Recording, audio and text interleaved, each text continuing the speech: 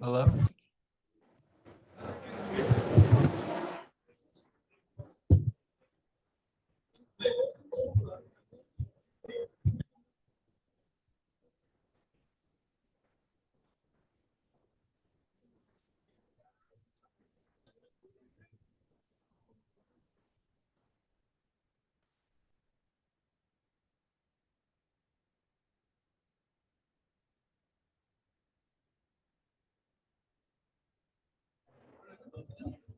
Good morning, everyone.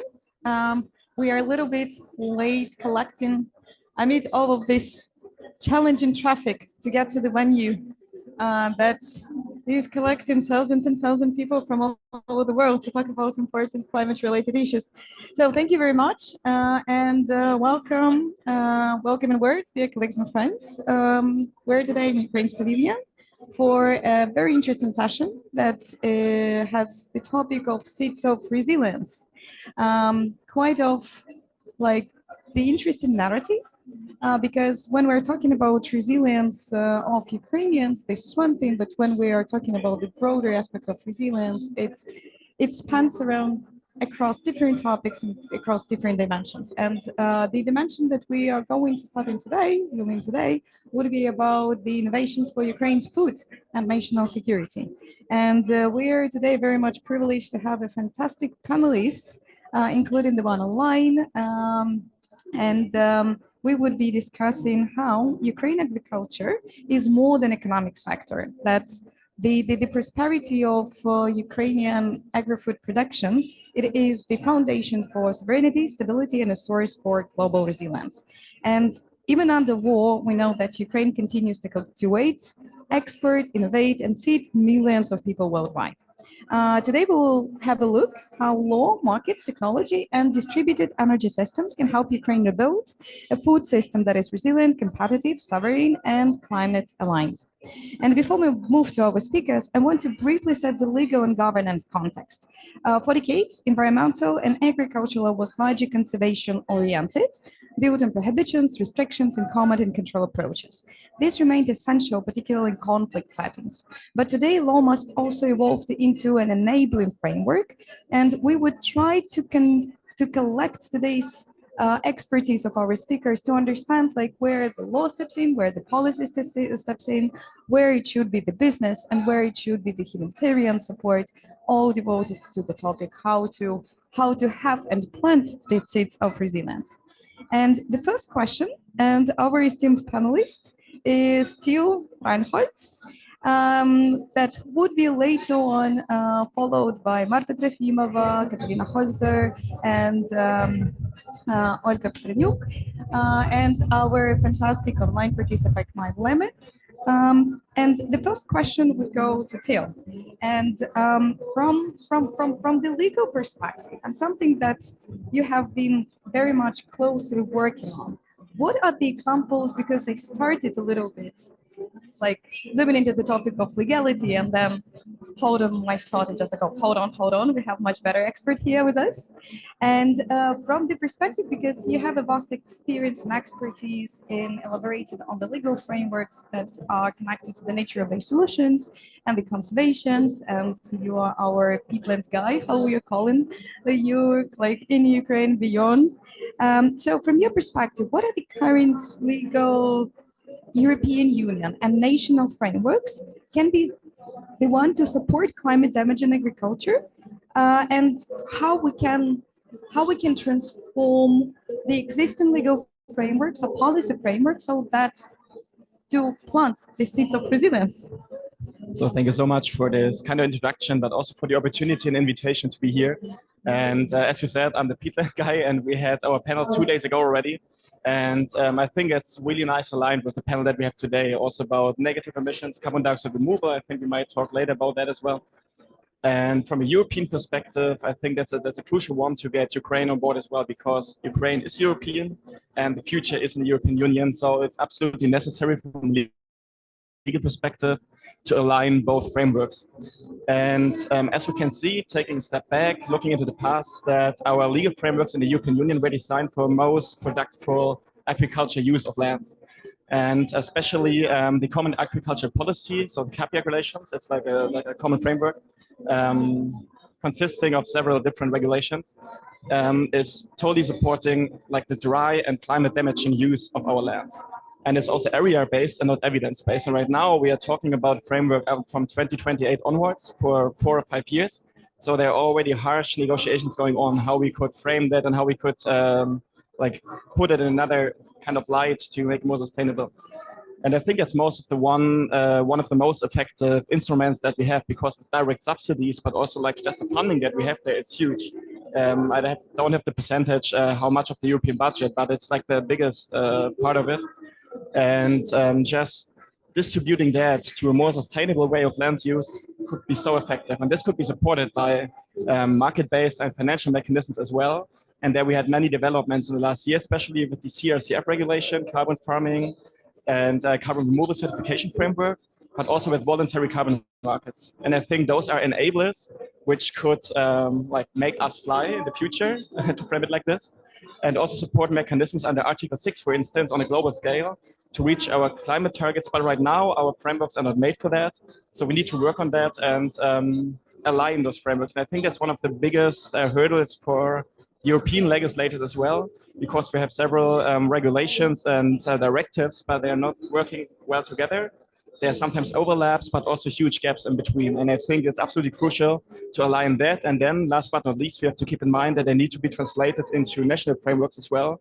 And this takes a lot of time. Just talking from a German perspective, we always call ourselves front runners. Taking a look how much time it takes as Germans to implement that, fighting against traditional land uses and like other national obstacles. I might talk about that later on as well. It's just a huge challenge. So it's not easy. We can talk about right now, but implementation is key and will take a lot of effort. That's very much interesting to follow as well the German example, because we always look up at the European practices, at the one like that we take as the role model. And especially when Ukraine is moving toward the EU accession and integration, we're kind of like obliged to harmonize our legislation with the EU ones, but as well we're looking into the best practices that are applied all across the European Union. But sometimes we have to keep in mind that there are lessons that we should unlearn rather than learn. If I may add one last thought to that, also about comparative law, just a legal technique to implement European legislation, but also learn from other countries. Sometimes we just try to translate or transport one solution to another country. We call that legal transplants. And this transplantation needs to keep in mind like the background, the history of the country.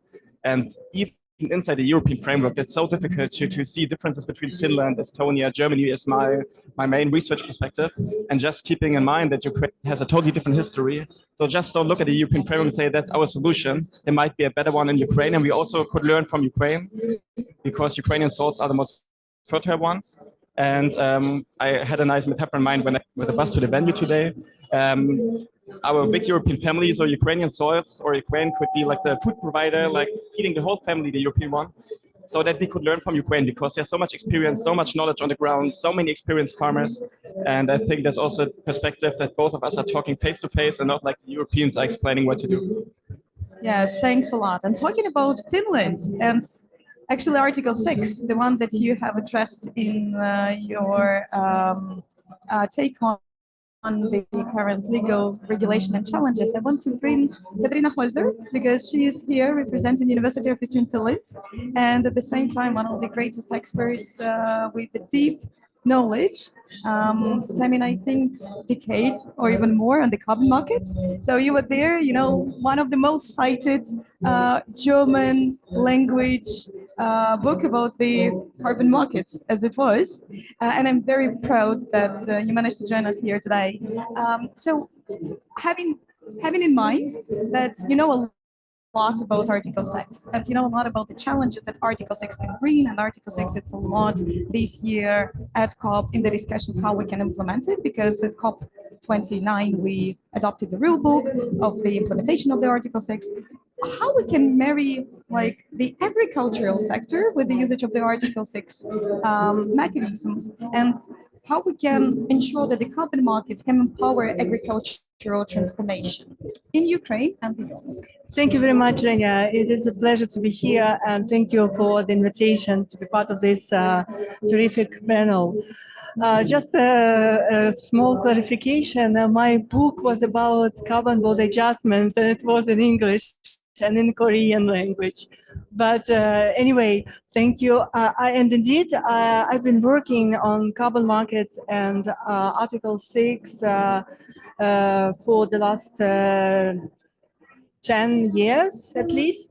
And now I'm running a project in the University of Eastern Finland together with the University of Helsinki on carbon offsetting and the voluntary carbon markets, and particularly with the focus on the integrity and credibility of credits.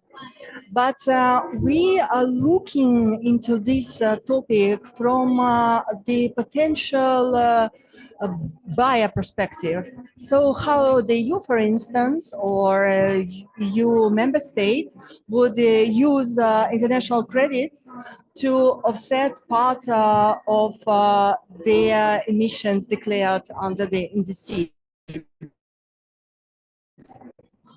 And now I would like to switch the perspective on and talk about how Article 6 can be used by Ukraine to attract climate finance into its economy in general, into its green transition, and in the agricultural sector in particular. So, as we all know, the implementation of climate policy of Ukraine needs help from outside, so climate finance and investments, foreign investments. And this is clearly stated in Ukraine's indices, Indice 2 and Indice 3. And as a result of the war, the money which is coming from international organizations, international banks and states assumes, well, the green transition assumes a lower priority for the application of this money.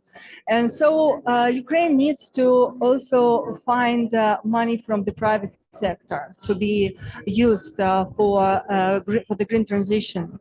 And Article 6 can actually offer this opportunity to attract private investments, private finance. As you know, Article 6 is an article in the Paris Agreement which allows for cooperation in the achievement of NDCs, where one party is looking for affordable mitigation opportunities abroad, whereas the other party is willing to sell those mitigation outcomes in exchange for credits. And Ukraine actually is a very good example of how a country can attract climate finance, because Ukrainian economy has a lot of mitigation potential, and its indice of 65% is actually quite achievable, unfortunately, because of the stagnating economy torn by the war. And the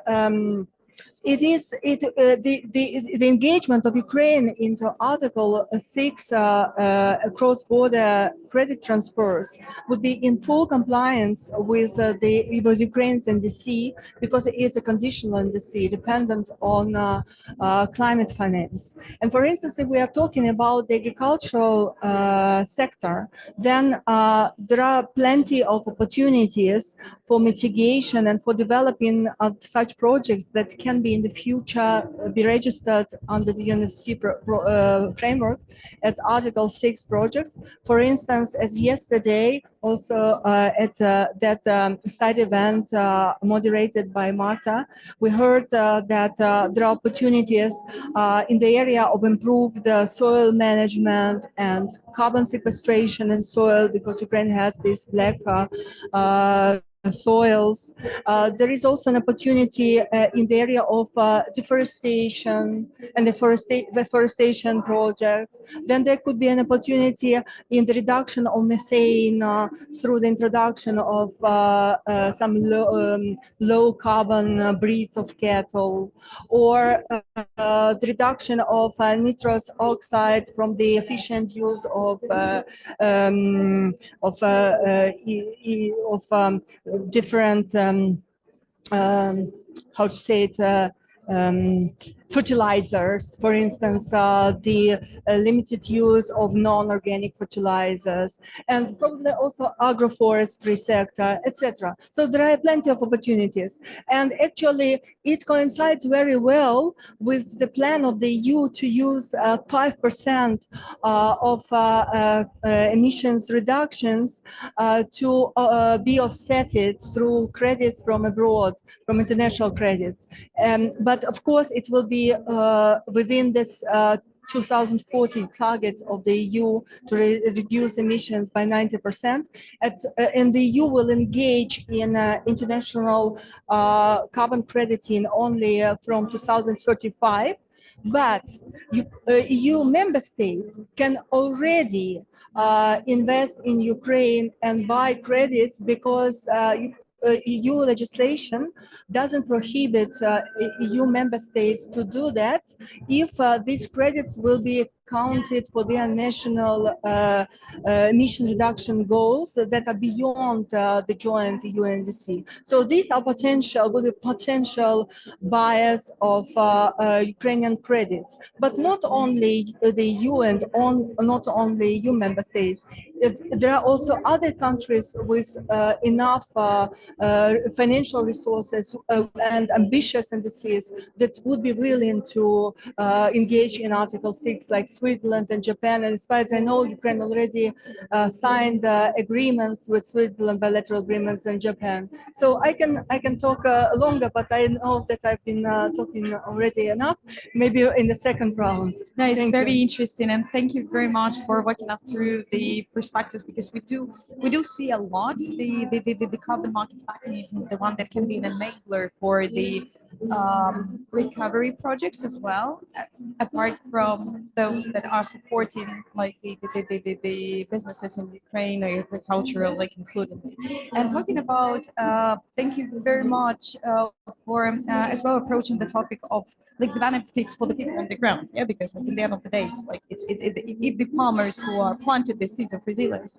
And Olga, I know that Mercy Corps have been working for quite a long time within the challenging, like in the context of the challenging conditions with the farmers on the ground, and it is like the fantastic work, and I'm super fascinated like by what your organization have been doing in Ukraine and beyond.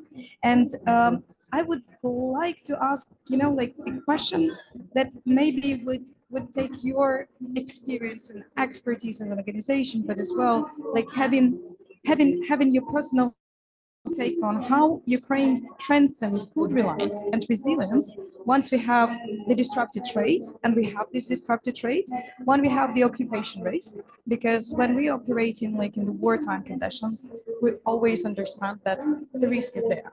And at the same time, we are experiencing, Ukraine is experiencing the climate crisis. So like we have the rising temperatures, we have to adapt our agricultural practices to the change of the environment, both disrupted by the war and with the changing climate. So would really love to hear from you. So much for that question, Zhenya, and thanks for having me on this panel. So yes, I want to answer that question exactly from that perspective of an implementing partner who has been working in Ukraine since shortly after the start of the war with Ukrainian civil society and communities, providing financial and technical assistance to communities affected by conflict. And since then, we have become a much more embedded partner working on strategic, catalytic, technical solutions towards resilience and recovery. And I think when we talk about resilience and self-reliance, particularly within food systems, I think we really need to anchor ourselves in two sectors, which are agriculture and energy. And of course, these are the two sectors that are central to the climate conversation as well, both from a mitigation and adaptation standpoint.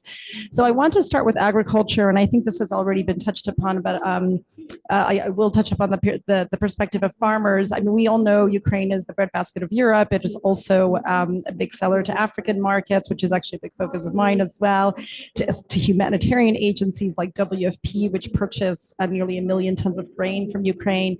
And we know that productivity is owed to the unique soils. But at the same time, farmers, even prior to the war, have already been facing a productivity crisis, one because of changing climate conditions, but also really because of unsustainable agricultural practices and deep tillage. And the war has just exacerbated a lot of these challenges. We know that farmers' fields have been mined. They're faced, attacks.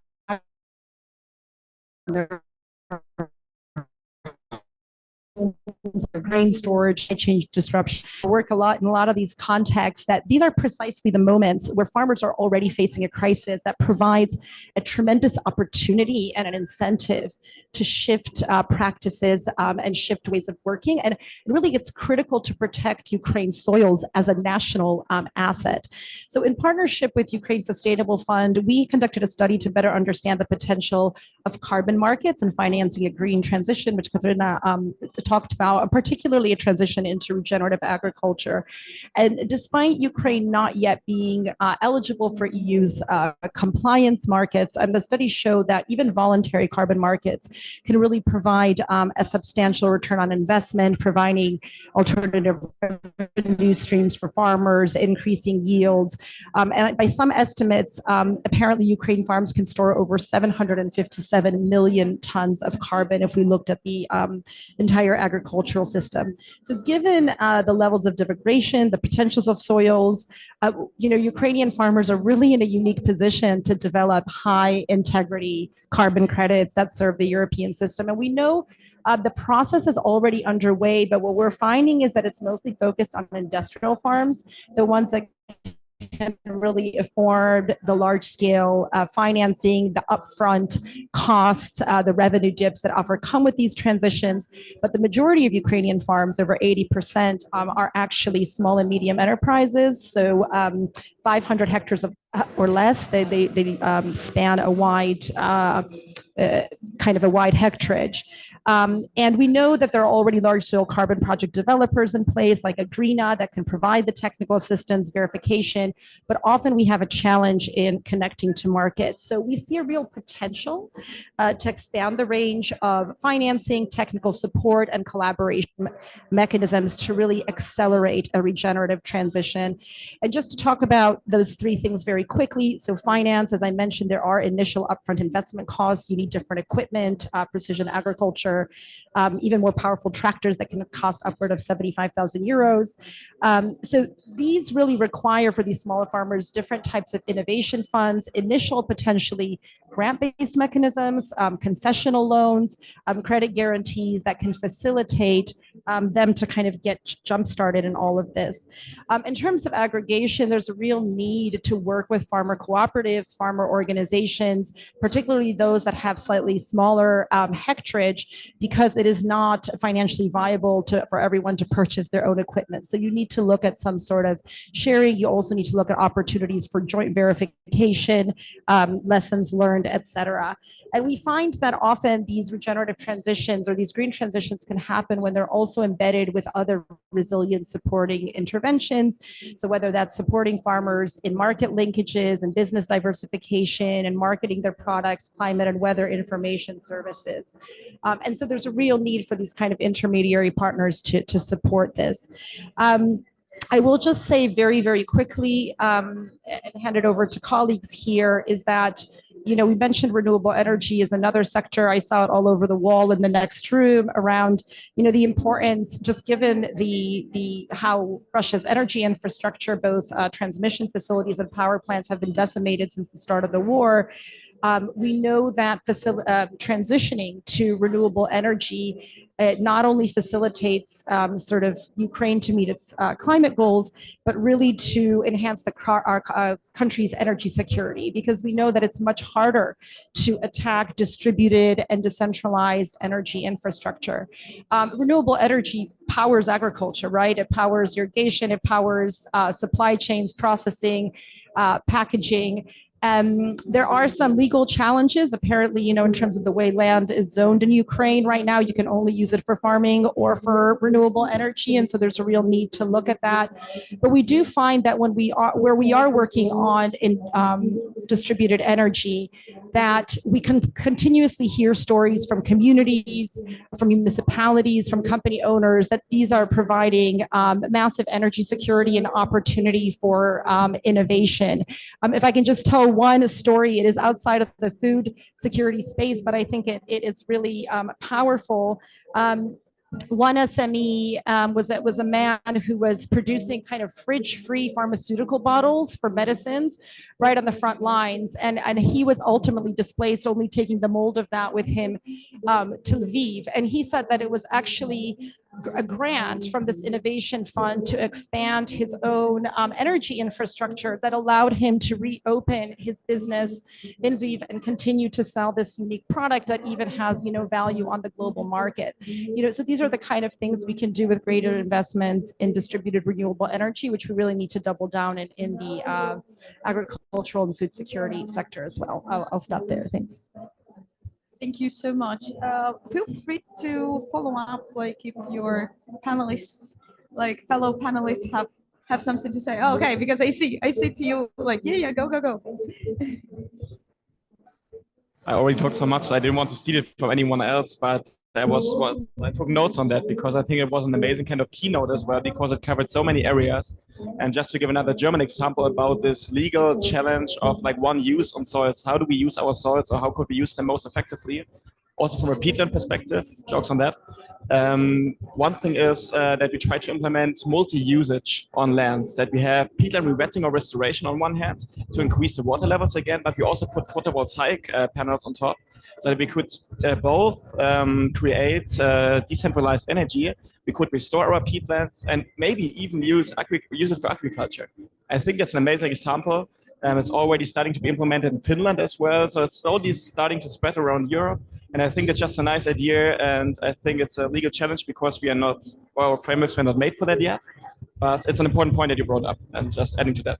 It made me smile. Thank you very much, because I once bumped into the study that sheep that were pasteurizing on the fields that had solar powered panels had the better and the British scientists made a study in Australia that if the sheep was grazing around the field where the solar panels, their fur was nicer, and just we have to think more about that. And talking about innovation and the incredible resilience of the businesses on the ground in Ukraine. Marta, Kernel has been there on the ground, working amid the most challenging circumstances with the farmers, and you have been bringing since our first meeting the fantastic hope that you envision the way how Ukraine's agriculture sector should look like. And I think due to you, we have been talking much more. We had this more strengthened dialogue between the policymakers and businesses due to you, and of course more home tests to do, but definitely there is the great advancement and at the same the great challenges. So talking about innovation and the resilience as it is, and I know that actually Kernel has the Seeds of Resilience program. Very finally asked, can you please elaborate on what is the current plans, perspectives, vision, and what are the biggest challenges that you're facing while working with the farmers on the ground and the future development of the business sector in Ukraine and the agriculture? Thank you, Zhenya, for this compliment. It's always great to hear it from especially people like you. First of all, I wanted to say that I'm very much enjoying this discussion about how many times the carbon markets has been raised, given that this is my primary job at Kernel, focusing on carbon markets, and we are currently working on both voluntary carbon markets for agriculture, With my colleague here, Valeria, we're literally between the side events and meetings. We are writing the project description, project development description, the PDD, that's going to be ready to be submitted for Vera for validation and moving forward. That is the voluntary carbon markets project on agriculture, the pilot one, and we're also working on the Article 6 project. So tackling kind of both global streams at the same time and trying to be having some experience on the ground. What I've been talking before and here just to reiterate is that also to highlight some of the points that were raised by colleagues is that carbon markets are really do providing a perspective for additional finance, additional monetary incentive for agriculture producers to scale up their regenerative agriculture and climate smart farming practices. Because the thing is, the important thing I think to understand is that so-called climate smart technologies, they're not just they're actually cross-sectoral. They're not like only delivering the carbon-related benefits. And a lot of agriculture producers, including Kernel, has been implementing a lot of those. They've been implementing reduced tillage, strip tillage, no tillage, even when when the soil compaction and other climatic conditions allow that. They've been applying cover cropping. They've been working to optimize their nitrogen fertilization using different modeling and soil sampling, but they are primarily have been coming from a business perspective. For them, it's important to ensure that their resources are used efficient, their resources such as fuel and fertilizers. And the second one, it's their main goal is to preserve in a long-term perspective that unique benefits of soil and that unique productivity, because this is their main asset in the long-term perspective. So they've been coming from they're doing a lot of samples. That this is how we work. So Kernel has its own lab. We are taking samples every year. So it's a whole land bank of 360,000 hectares is covered with the samples, one per. Basically, we do it every year, but for each field you have it every 4 years or so because it takes so much time. And then this ground data combined with satellite images, with the actual on-the-ground data that we receive from machinery, it's all used to analyze. Well, first of all, before we plan the harvest, and then we're using different models to predict the harvest. Then we have the actual results, and we do the calibration, we do the analysis, what went wrong. We do the lessons learned in order to improve it for the next steps, and so on and so forth. So this is a long-term learning process, and it's all based on the data and on the characteristic of the soil, which surprisingly, the soil organic carbon is not that much, is not taking that much part in those business planning. So when it comes to scaling up climate smart agriculture practices, this is actually the carbon perspective of this practices. This is actually all the innovations and new learnings are coming from. This is a new challenge and the new task for people like my team and everyone else who's working on this carbon markets in agriculture, is to really help to first learn ourselves a lot. We are learning a lot from firsthand without actually knowing how to do this. We just move it and we try and take time. The task is to teach farmers to manage their practices from the perspective of carbon, to really manage carbon. And this is where a lot of needs are coming from. There's a need for data. There's a need to know how to actually calculate the dynamic of soil organic carbon. So this is the new models that we have to learn. We have to understand how the biochemical models and biochemical cycles of carbon and nitrogen work in the soil, and how do they relate to different aspects, to what you do on the ground, what you can control and what you cannot control, which is climate conditions, so on and so forth. And there are a lot of uncertainties. You have to learn how to really, connect the dots and do the linkages in order to proactively manage this and really plan what is more efficient. So this is a whole new area of learning, of studies, of expertise. There's also that are essentially created by these new frameworks of carbon markets, because the requirements of carbon standards are very high in order to improve its to achieve high integrity and therefore have higher price and make sure that it's valuable on the market. You have to confirm that you are being absolutely perfect in terms of your integrity. So that there comes the eligibility studies on, you have to prove that the land tenure is proper. And this is opens a whole new area, because the land bank is a whole different, in Ukraine is a whole different thing. You have to use satellite images in order to assess whether there has been no deforestation before. And here we go, the linkages with European deforestation regulation and so on and so forth. And here it is where you, at some point, you come to a lot of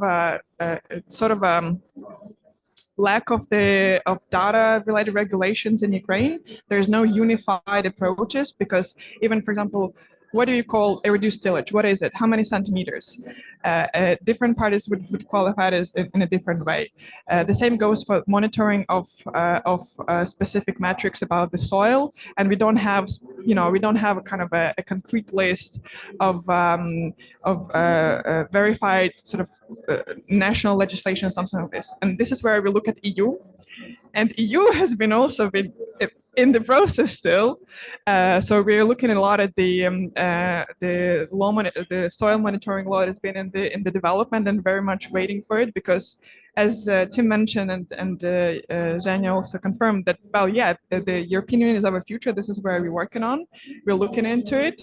So guys, please catch up, because we are prepared to then work on the ground to make sure that we are unified. The unification of data is key, because without that, it's a mess. Everyone is approaching from different perspectives, then you might have double counting, you might have different issues when one person is claiming that is a regenerative agriculture, the other one is claiming the other thing. So that is the main, this is essentially where the innovations has to do with the data and all the technologies. Because when it comes to just to conclude again and to sum up, when it comes to trying something on the ground, it's fairly easier, because you can have a strip tillage. You can dedicate 1,000 hectares, and then you can try out for several years, and then you have really ground-based data. It's a whole different thing with carbon, but it's something so molecular and harder to grasp. But essentially, yes.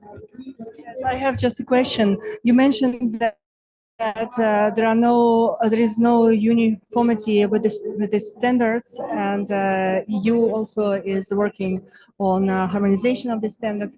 But when we are talking about voluntary carbon markets, aren't there international standards also, for instance, regulating these variations of tillage, etc.?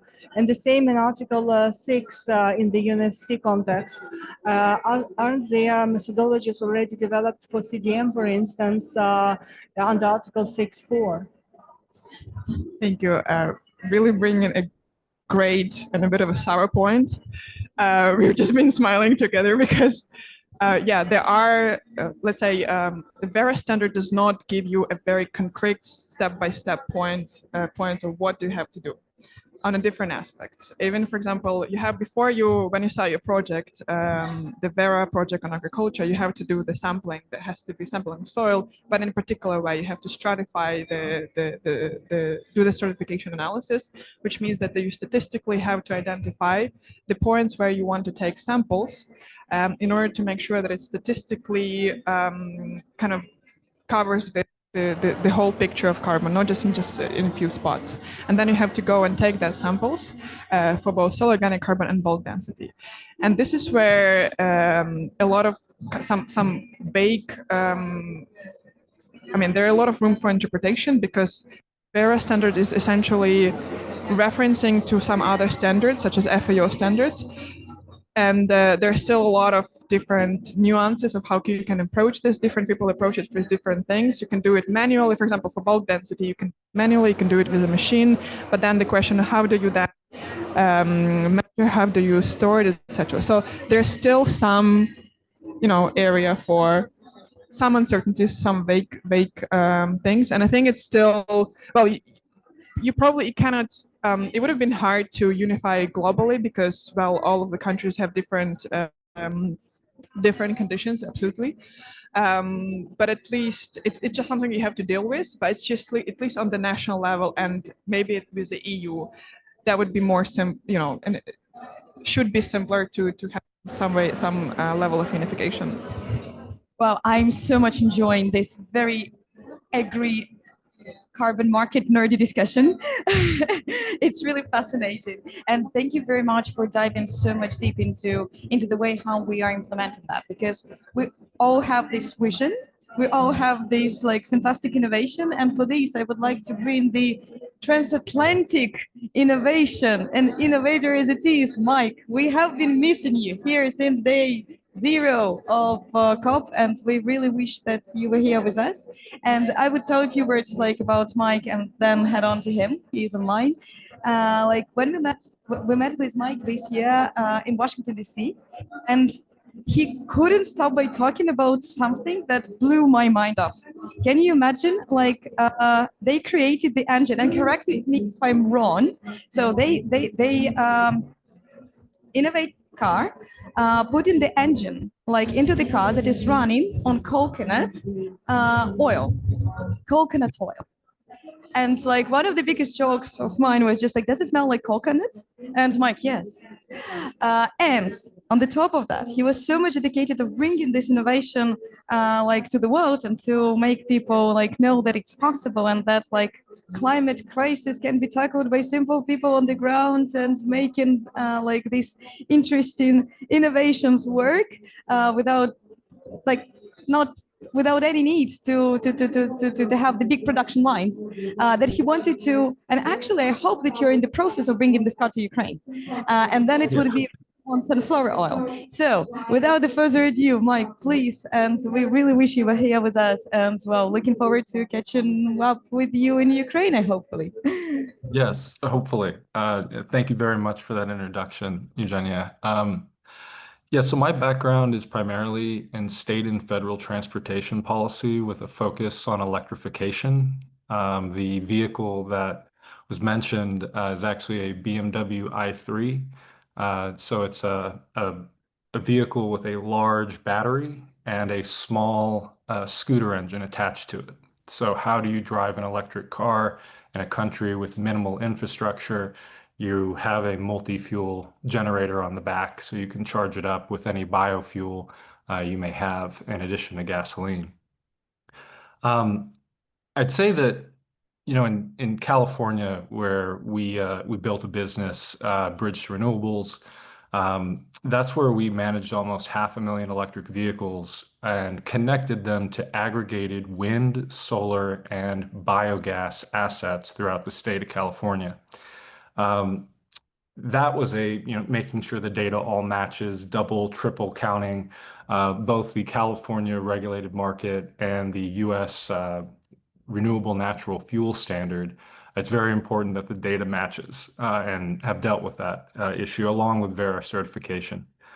Along that journey, working with the dairy farms in California really opened my eyes to regenerative agriculture, the importance of technology in providing farmers agency, and the ability to really build back soil as part of the natural bioeconomy. That led to another venture that we kicked off about 6 months ago in DC, focused primarily on getting access to the smallest farms in the United States. These are farms that are not near a pipeline, so they can't do pipeline injection. They're only connected by the electrical grid. There's about 200 of these facilities that were built in the United States. Currently, we could build 11,000 more. And when I look at the role that biogas digesters play in both mitigating methane emissions from animal agriculture, food waste at landfills, wastewater treatment plants, and farms all across the country and the world, but they also provide the opportunity to build diversified energy generation and preserve soil quality in the long run. And looking at Ukraine, there's only about 80 biogas digesters producing electricity. There are about 4 large facilities that are able to do the pipeline injection.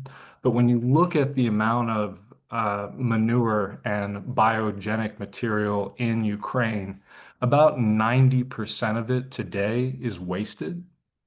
And when we started looking at the country as a whole, there's a real opportunity to reach out to those small and medium-sized farms, provide them with biogas technology, and suddenly, looking at the potential in Ukraine, thousands of digesters could be built, somewhere in the range of 4,000 to 5,000. Each one would be able to power the farm equipment if they electrify it. And in California and nationally, what we found was after the farmers are able to reduce their dependence on fossil fuel-based fertilizers and pesticides because they're practicing regenerative agriculture, they're able to reduce their bills to the local utility for paying for the facility itself. And then when we match up that practice, and we've done life cycle analysis on many of these facilities as part of complying with the regulations, they're able to do all of that and send excess electricity to the grid. And in California, we connected that electricity to BMW vehicles, GM vehicles, over 500,000 of them. And I think that's where, when we talk about Vera and voluntary carbon markets and soil, there's really an opportunity to look at these broader fuel policies that serve as offtake for that excess energy as a way to fund the facilities themselves. And when I look at some of the recent regulations in Ukraine focused on climate change and, for instance, the renewable fuel standard in the United States, the mandate is not around climate. The mandate is actually to reduce reliance on foreign fossil fuels. So that's a very interesting policy aspect. But when I look at Ukraine's, and I may pronounce this wrong, the very Hovnorada, basically a law out of 2024 mandating the use of liquid biofuels, I would say that it's interesting that that does not include biogas-based electricity for EVs or biogenic CNG for CNG vehicles.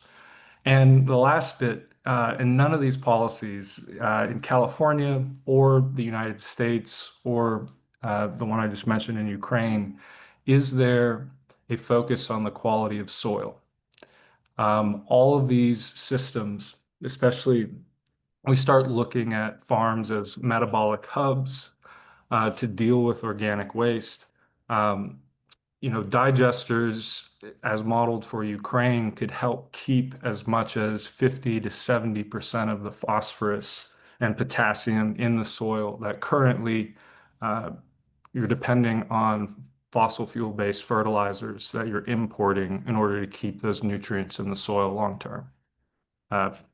That was my piece, but thank you so much for including me on the panel. And yes, I wish I was there in person because I'd love to talk to each one of you.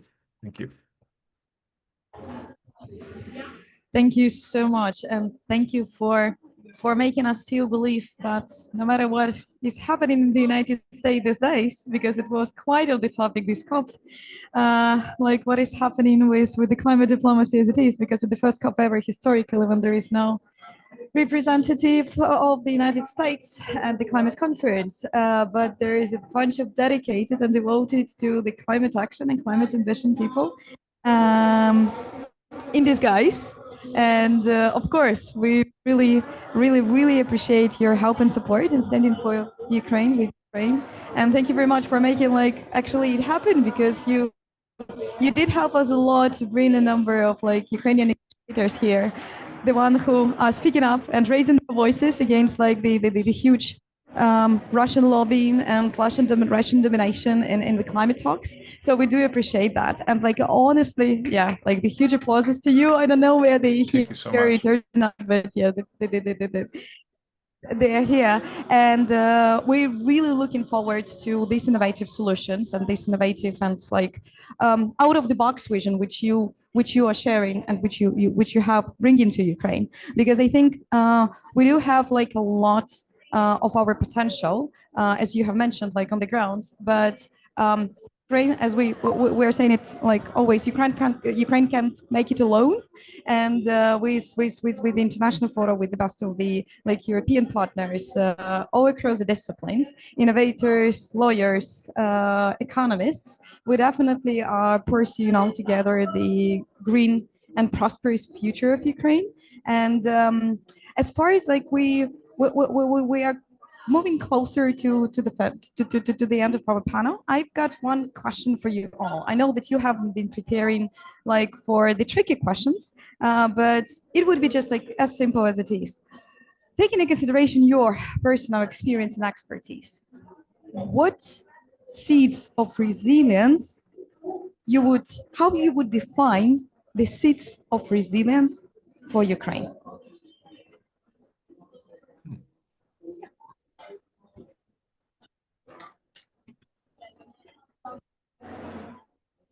Anyone wants to start? Otherwise, I take over. Okay. I think it's also linked to the panels we had before, and I think one of the main conclusions that we often take, but I think it's even more true talking about it more often. The seeds of resilience are the people. So we can make laws, but laws are made for the people and also implemented by the people.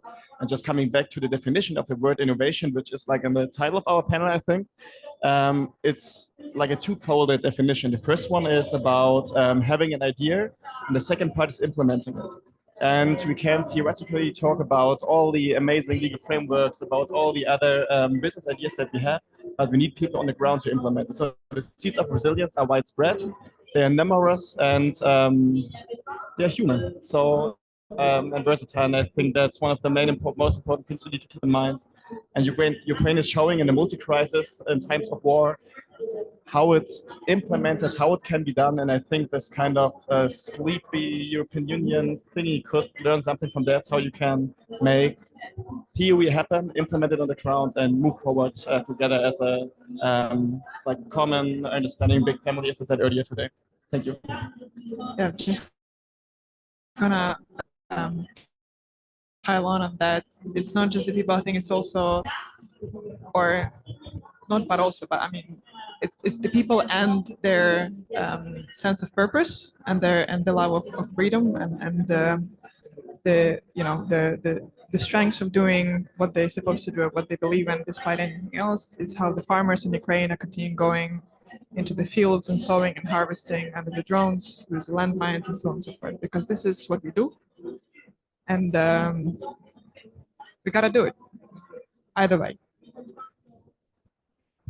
Well, I absolutely share the previous opinions, and probably I will add that for me, the seeds of resilience for Ukraine are found in three concepts. First, the love to your country, and this is why people, Ukrainians, resist. Second, it's hard work, and this is also something in our genes. And third, unfortunately, probably not in our genes, but we have to learn how to do it. It's transparency. It's I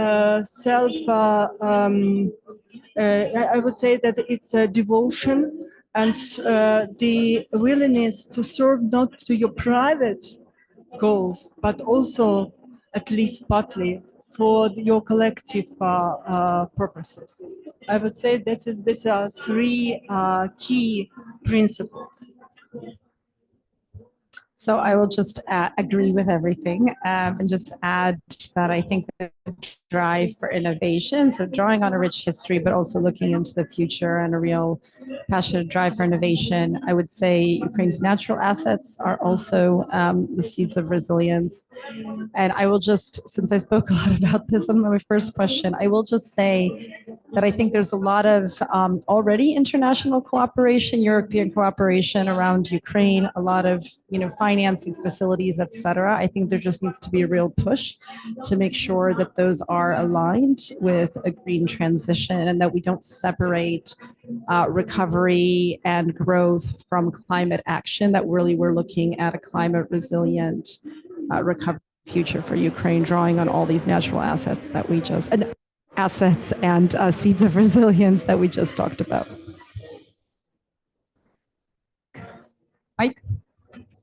Yeah, I would say it's in the people and in the soil. And just to say that I've been truly humbled getting to know the Ukrainians that I have and the work that they're doing on the front lines. Thank you. I have had goosebumps after everyone's of your speech. And thank you so much for sharing that. And thank you so much for the dedication, because every one of you is doing an incredible work to help planting these seeds of resilience and making the meaning out of these seeds. Maybe we have the questions in the audience that would like to use this unique chance when this diverse spectrum of knowledge and deep carbon market, Article 6, innovation and lab expertise is here. Okay, then we would proceed then further with the questions, maybe chasing you after COP, because we all have lots to do and a lot of home task to be done after all of these discussions, as well as every single COP is bringing something on the table.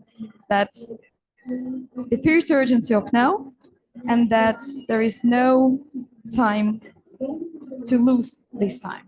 And I think that Ukraine knows it first and foremost. And Ukraine being on the front line of resistance and resilience is also on the front line of innovation and showing that in the most challenging circumstances, we can grow, planting these seeds of resilience all over the world, because Ukraine is served as an example.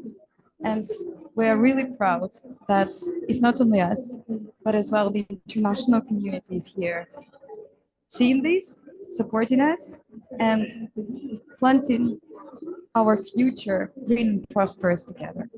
Thanks a lot, and huge applause to the fantastic panelists.